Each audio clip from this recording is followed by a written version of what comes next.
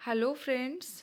तर आज आपण बनवतो आहे पंपकिन कॅरट चीझी असा व्हाईट सॉस पास्ता. त्यासाठी आपण एका भांड्यामध्ये पाणी घेतलं आहे. त्यामध्ये आपण मीठ टाकून घ्यायचं 2 चमचे आणि त्यात तेलही टाकायचं, थोडं तेल. आता या पाण्याला उकळी आली की त्यामध्ये पास्ता टाकून घ्यायचा.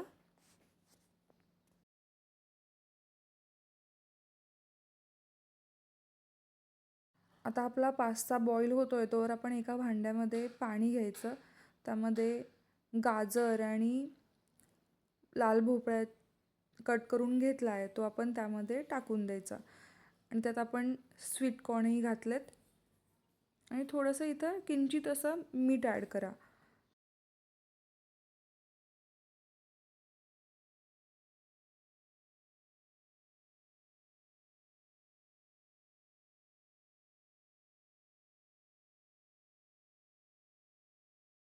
आता हे शिजतं आहे तोवर आपण पास्ता बघू.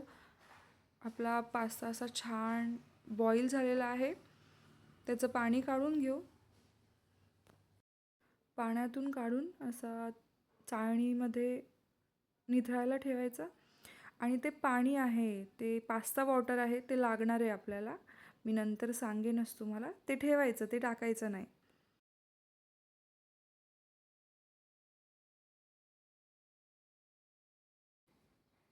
आपलं आता गाजर आपण भोपळा टाकलेला आहे, तो मस्त असा शिजून तयार झालेला आहे. आपण एका मिक्सरच्या भांड्यामध्ये गाजर, भोपळा आणि थोड्या लसूणच्या पाकळ्या त्या टाकून घ्यायच्या आणि मस्त अशी फाईन पेस्ट तयार करायची त्याची. हे बघा किती छान अशी पेस्ट तयार झालेली आहे. आणि एका कढईमध्ये तेल टाकून कांदा टाकून घ्यायचा आणि मस्त असा परतायचा.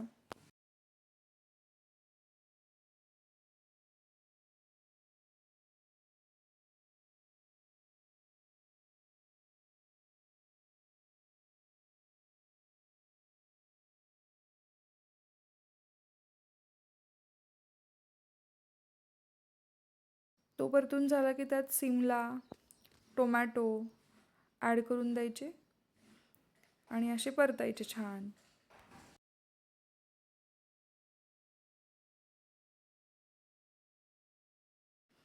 परतले की त्यात थोडंसं मीठ ॲड करायचं.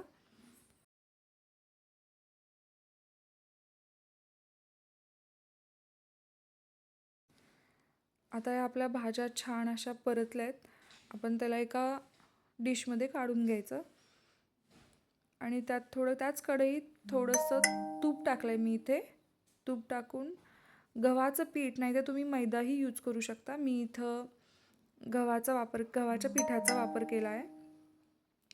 मी 4 छोटे चमचे गव्हाचं पीठ वापरले इथं. छान असं त्याला परतून घ्यायचं.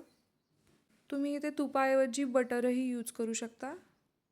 छान फ्लेवर किंवा टेस्ट येते त्याची. मी इथं तूप ॲड केलं आहे.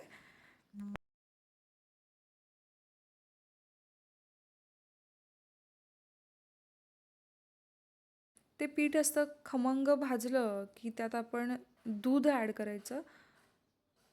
नॉर्मल दूध असं उकळी आणून म्हणजे गरम असेल तरी चालेल किंवा थंड असेल तरीही चालेल, असं काही नाही आहे.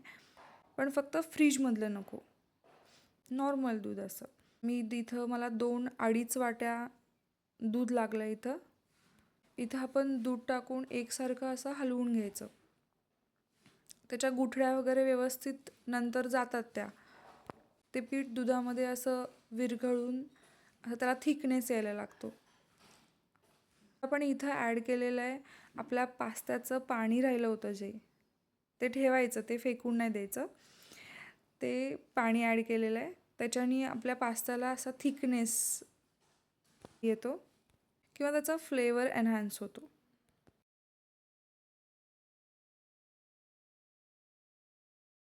मी इथं 2 पळ्या यूज केल्या होत्या पास्ता वॉटरच्या. आता आपलं छान असं दूध आणि गव्हाचं पीठ एकसारखं झालं की त्यात आपण आपली पेस्ट बनवली होती गाजर आणि भोपळ्याची आणि लसूण घातला होता, त्यात टाकून द्यायची आणि छान असं एकसारखं हलवायचं. बघा कसा कलर चेंज झाला आहे दुधाचा. आता आपण कांदा, टोमॅटो, सिमला मिर्च परतून घेतलं होतं ते त्यात ॲड करून द्यायचं. आपण जे साईडला स्वीट कॉर्न ठेवले होते बॉईल करून साईडला काढून घेतलेले, तेही त्यात ॲड करायचे.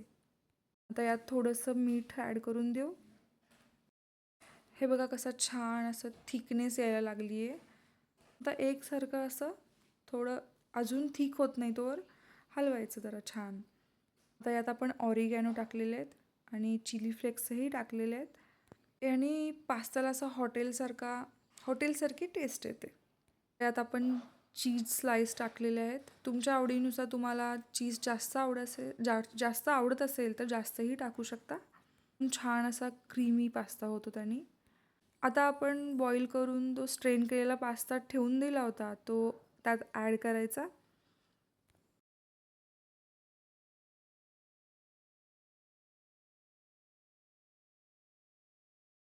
इथे लक्षात ठेवा की दुधाचं प्रमाण तुम्ही जास्त कमी केलं तर तो खूपच कोरडा कोरडा होऊन जाईल.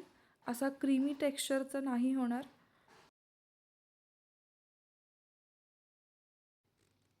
हे बघा कसा असा मस्त creamy white sauce pasta, pumpkin carrot white sauce pasta तयार आहे. नक्की करून बघा आणि चॅनेलला लाईक, सबस्क्राईब आणि शेअर करायला विसरू नका. धन्यवाद.